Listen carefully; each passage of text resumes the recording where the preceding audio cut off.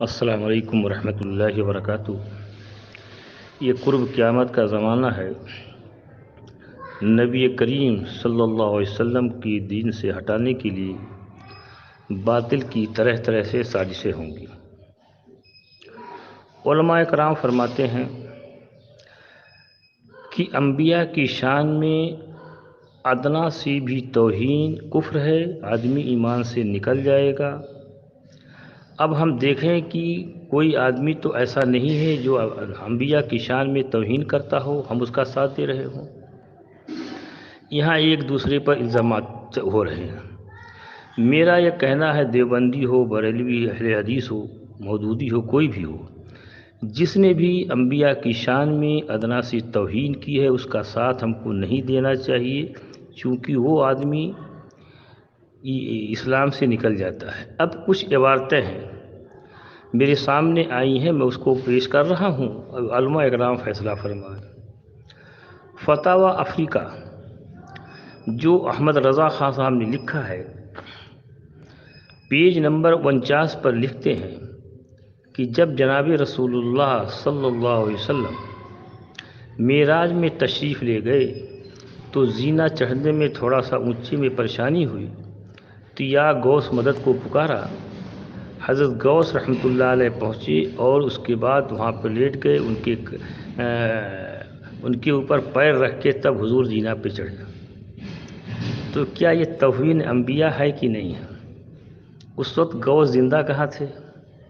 اور نبی کریم صلی اللہ علیہ وسلم اللہ کے بعد دنیا میں اگر کسی کا مرتبہ ہے تو وہ جناب رسول اللہ صلی اللہ علیہ وسلم کا ہے۔ تو یہاں پر احمد رضا خان صاحب نے دو چیزیں دکھانے کی کوشش کی۔ ایک تو اللہ کو پکارنے کے بجائے یا غوث کو پکارا، یعنی شرک کی طرف حضور کو کی نسبت فرمائی۔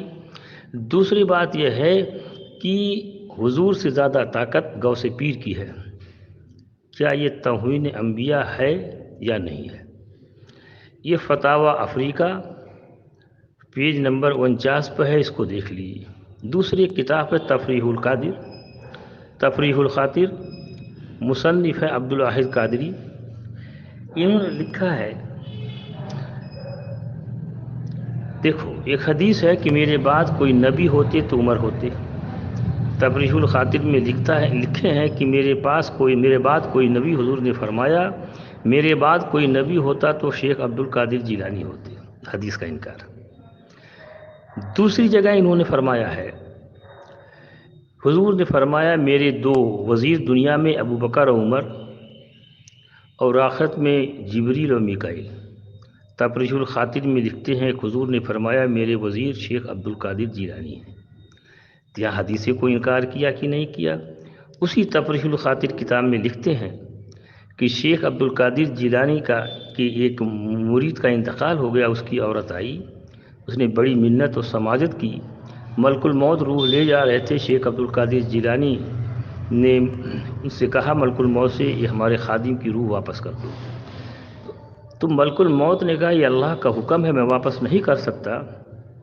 تو ملک الموت کو ایک جھاپڑ شیخ عبد القادر جیلانی نے مارا اور ملک الموت کانی ہو گئی اور ساری روح ٹوکری سے گر گئی اور ساری روحیں اپنے جسم میں چلی گئیں۔ تو ملک الموت نے جا کے اللہ سے عرض کیا تو اللہ نے کہا ایک روح دے دیتے تو ساری بچ جاتی نا۔ یہاں اس بات کو بتانا چاہا کہ اللہ سے بھی طاقت شیخ عبد القادر جیلانی ایک کتاب میں ہے۔ تو اس قسم کی باتوں کو جو بھی لکھے، دیوبندی لکھے، بریلی لکھے، اہل حدیث لکھے، تو کیا اس قسم کی باتیں شریعت کے خلاف ہے کہ نہیں ہے؟ اور ایسی بات کرنے والا، ایسا لکھنے والا اسلام میں ہے کہ نہیں ہے؟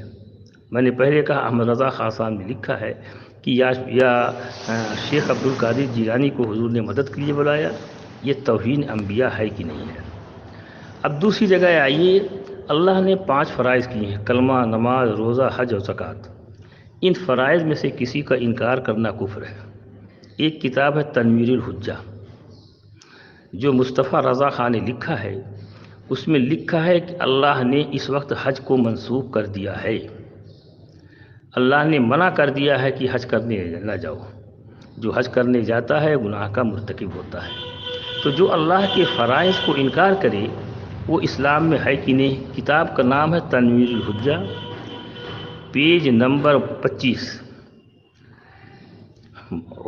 ہدایت بخشش حصہ سوم صفحہ نمبر 12 پر احمد رضا خان حضرت عائشہ صدیقہ رضی اللہ تعالی عنہ کی شان میں گستاخی کرتے ہیں۔ جو انبیاء کی شان میں گستاخی کرے، صحابہ کی شان میں گستاخی کرے، وہ اسلام میں ہے کہ نہیں؟ میں کتاب کے حوالہ بحوالہ پیج نمبر بتا دے رہا ہوں تاکہ امت اندھی بند بھکتی میں نہ گزرے اور صحیح راستے پہ گزارے۔ وصایا شریف ان کی کتاب ہے، پیج نمبر 20 پہ لکھتے ہیں، جو میرے کتابوں سے مذہب ظاہر ہے اسی پر عمل کرنا یہ سارے فرائضوں میں سے اہم فرض ہے۔ ان کی یعنی اس کا مطلب ہے یہ کہ اہل سنت والجماعت سے ہٹ کے ایک الگ مذہب بنا لیا ہے۔ تو دیکھو ہم اللہ کے بندے اور جناب رسول اللہ صلی اللہ علیہ وسلم کی امتی ہیں، جس کی بات قرآن حدیث کے مطابق ملے گی، اللہ رسول کے مطابق ملے گی، ہم اس پر عمل کریں گے، چاہے وہ دیوبندی کی ہو، چاہے بریلی کی ہو، چاہے اہل حدیث کی ہو۔ اور جس کی بھی بات قرآن حدیث کے خلاف ہوگی اس پر عمل نہیں کریں گے۔ یہ چند چیزیں ہم نے آپ کو بتا دیا ہے۔ اور ملفوظات میں لکھا ہے، ایک صحابی عبد الرحمن قاری ان کو کافر کہا ہے، صحابہ کو جو کافر کہے، امہات المسلمین یعنی مومنین یعنی مسلمانوں کی ماں حضرت عائشہ صدیقہ رضی اللہ تعالیٰ عنہ کے شان میں گستاخی کرے، نبی کریم صلی اللہ علیہ وسلم کے معراج کے واقعہ میں حضور کے درجے کو کم بتائے، تو ایسا بتانے والا کیا اسلام میں ہے یا نہیں ہے؟ ہم نے جو چند باتیں ملی اس کو بتا دیا۔ کسی کو اس میں کمی ذاتی یا کچھ کرنے کا ہو تو اس بات کو تصریح کر دے، صحیح کر دے، تاکہ صحیح بات امت کی طرف پہنچے۔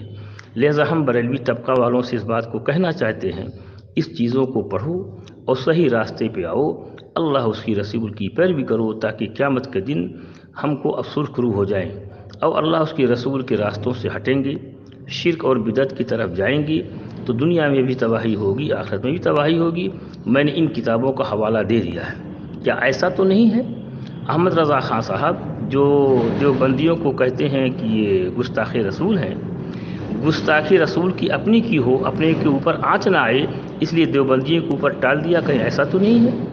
جو آدمی چور ہوتا ہے دوسرے کو چور چور کہتا ہے تاکہ اس پر شبہ نہ جائے، کہیں یہ راستہ احمد رضا خان نے تو اختیار نہیں کیا ہے۔ ہم نے ان کتابوں کے حوالے بھیج دیے ہیں، جس کو ضرورت ہو کتاب کو دیکھتے فقط والسلام، اللہ رسول کی بات مانو اور عمل کرو، اور اس میں جس کو صحیح بات معلوم ہو وہ وضاحت فرما دے، فقط والسلام۔